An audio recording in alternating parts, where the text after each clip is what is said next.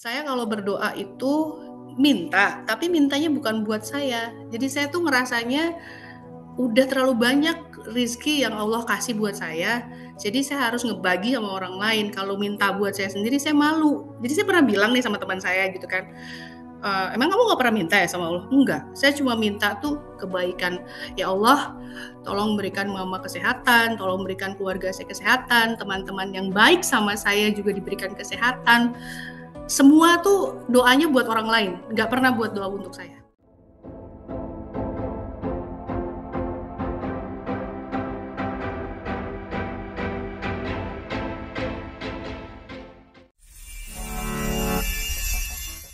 Nah, satu kunci yang perlu diingat-ingat, dihindari adalah meminta-minta kepada Tuhan. Nah, spill dong Mbak Tata, gimana cara berdoanya? Saya kalau berdoa itu minta, tapi mintanya bukan buat saya. Jadi saya tuh ngerasanya udah terlalu banyak rizki yang Allah kasih buat saya.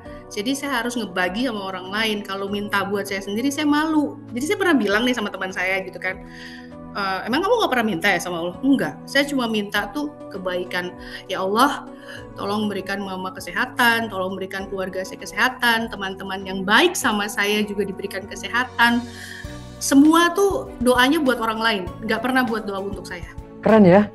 Saya hanya doain orang lain. bersyukur gitu. Jadi saya doa buat saya sendiri tuh, ya Allah, terima kasih ya Allah, Tata dikasih kesempatan untuk bisa mendoakan bla bla bla bla bla bla gitu.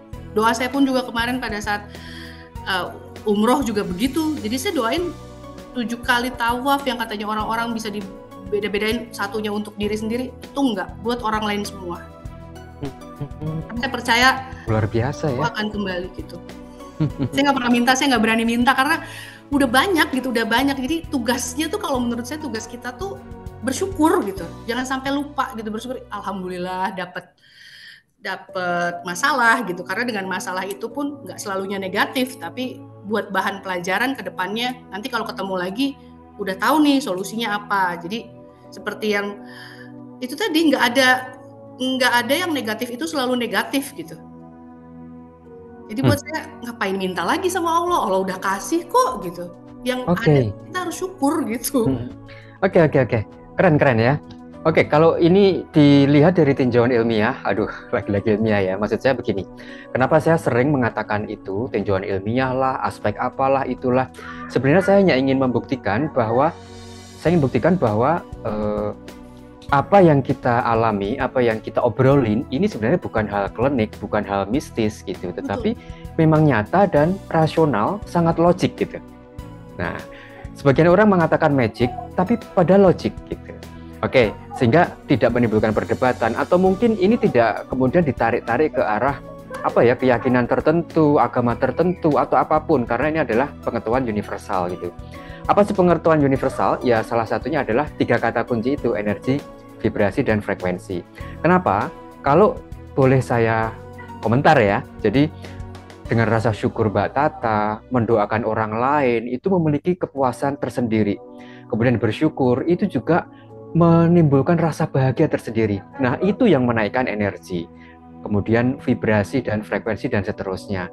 Sepertinya itu. Menurut Mbak Tata sendiri gimana? Saya yakin Mbak Tata juga pasti ngerti lah ya pengertian tentang itu, meskipun ya tidak detail atau sangat teoritis gitu. Gimana nih?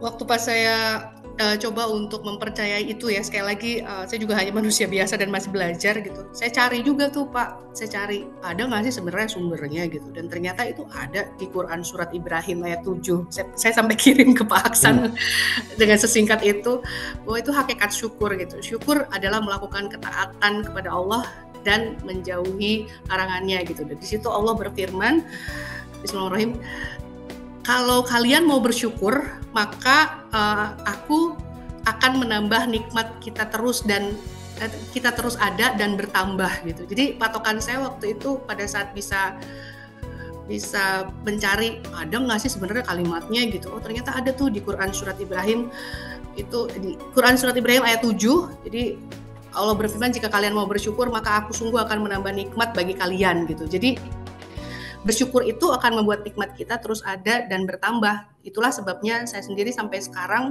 saya cuma mengubah satu doa saya itu tuh sekali tuh pada saat saya tawaf wada itu tadi yang saya minta supaya boleh nggak ya Allah, sekali ini saya minta untuk diri saya sendiri, saya ingin menghilangkan bagian yang memang itu tidak seharusnya ada di dalam tubuh saya. Itu satu kali itu, baru satu kali itu. Selebihnya saya berdoa untuk orang lain terus, dan itu sampai hari ini. Dan saya bilang kalau saya berdoa untuk orang lain ataupun saya memberi untuk orang lain sebagai rasa syukur, sekali lagi ya, saya memberi itu sebagai rasa syukur dan melihat orang tersebut bahagia, itu energinya kembali lagi Pak untuk saya gitu. Jadi ya, itu yang melipat gandakan energi ya.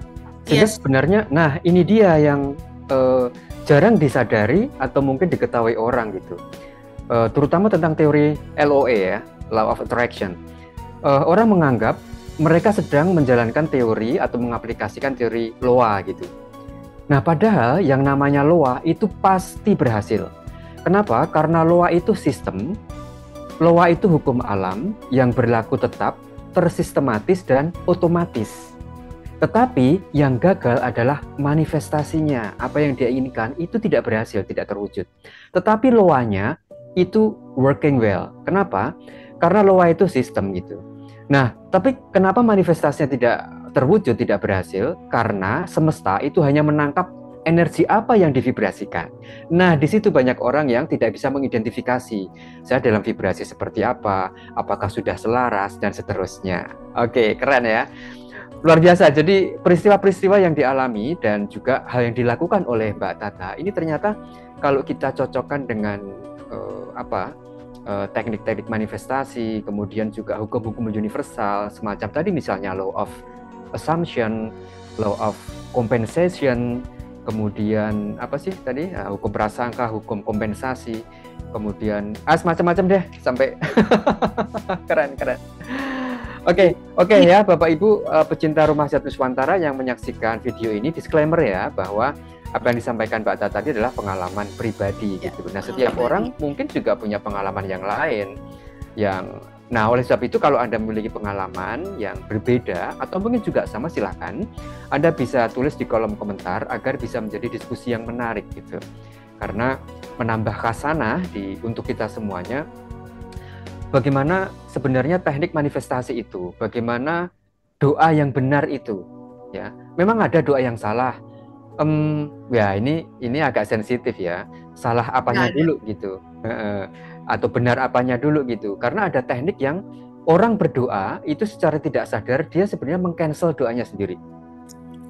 Ya kan? Nah, minta pendapat deh. Menurut Mbak Tata, doa yang tercancel itu yang seperti apa gitu? Sebenarnya doa tuh nggak ada yang tercancel ya, sama seperti kita minta gitu kan, itu tadi nggak ada sebenarnya doa yang tercancel ataupun tidak terkabul. Tadi Pak Aksan juga sudah spill sedikit ya, bahwa itu tuh keyakinan gitu loh. Tuh sebenarnya kalau saya bilang tumbuhnya itu karena yakin, seberapa yakin. Dan tips saya juga gitu, berdoa itu atau bersyukur itu jangan yang terlalu besar, yang dekat gitu. Karena kan saya tuh ininya gini nih, mencoba untuk menyamakannya dengan gini. Kan ada pesan ya dari Allah, sampaikanlah walaupun satu ayat. Ya. Nah, saya ngebalikin ke diri saya, mintalah kamu sedikit aja, jangan banyak-banyak, jangan maruk. Gitu. Doa tuh kan biasa, emang ada sih yang bilang doa tuh jangan nanggung-nanggung gitu. Doa tuh harus, sebenarnya bukan doa yang harus tanggung, tapi cita-cita sebenarnya, cita-cita yang jangan tanggung-tanggung, tapi doanya itu benar-benar tertata gitu. Dan jangan bikin ibarat kalau saya tuh ini pribadi saya ya Pak Aksan, jangan bikin Allah tuh suruh mikir lagi gitu. Allah tuh umatnya banyak loh, Tuhan tuh umatnya banyak gitu, beraneka ragam, dan Masya Allahnya itu Allahu Akbar, dengar semua gitu, semua doanya. Jadi jangan pernah berprasangka buruk sama Tuhan kalau itu belum tercapai. Tapi kejarlah, kalau saya sendiri, saya ngejarnya yang kecil-kecil Pak Aksan, karena dari yang kecil itulah kita akan jadi besar.